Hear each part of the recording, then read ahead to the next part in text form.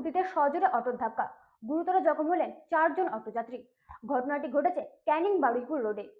বিদ্যুতের খুঁটিতে সজোরে ধাক্কা মারায় গুরুতর জখম হলেন 4 জন অটোযাত্রী। ঘটনাটি ঘটেছে ক্যানিং বারুইপুর রোডের ধলিরবাটি এলাকায়। গুরুতর জখম হয়েছে অরিন্দম মান্না, বাপি সর্দার, অটোচালক আব্বাস উদ্দিন সর্দার সহ 4 জন। এদিন বারুইপুর থেকে একটি অটোযাত্রী নিয়ে ক্যানিং এর দিকে আসার সময় একটি বিদ্যুতের খুঁটিতে ধাক্কা মারলে দুর্ঘটনাটি ঘটে। যাত্রীদের দাবি নেশা করে গাড়ি চালানোর এই দুর্ঘটনা।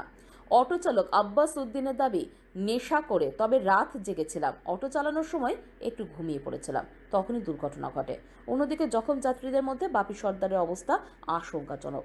তাকে কলকাতার চিত্তরঞ্জন হাসপাতালে স্থানান্তরিত করেন ক্যানিং মহকুমা হাসপাতালের চিকিৎসকরা। কামালে পোস্টারে কোথা থেকে আসছিলে? ক্যানিং থেকে, এই বারাইপুর থেকে। কজন প্যাসেঞ্জার ছিল? 4 জন ছিল। হ্যাঁ, 4 জন ছিল। 4জন জখম হয়েছে?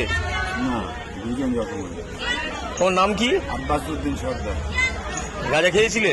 না, যাত্রীরা বলছে গাঁজা খেয়েছিল। না, ভুল কথা। আইপিএল খেলা দেখেছি রাত্রেবেলা।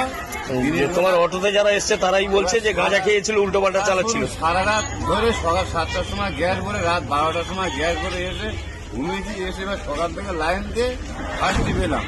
তালদি থেকে রাত জাগার জন্য এরকম হয়েছে। তালদি থেকে ঢোকার আগে একবার আমার চোখটা মুড়ে গেছে।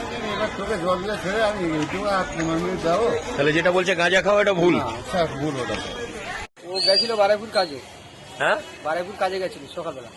আসার সময় বারাইপুর থেকে অটো ধরেছে। ধরার পরে হচ্ছে গিয়ে তাল দিয়ে এসে আরেকটা প্যাসেঞ্জার ছিল, মানে গাড়ি উল্টো পাল্টা চালাচ্ছিল। সে বলছে, দাদা তুমি এরকম উল্টো পাল্টা চালাচ্ছ না, আমার নামিয়ে দাও।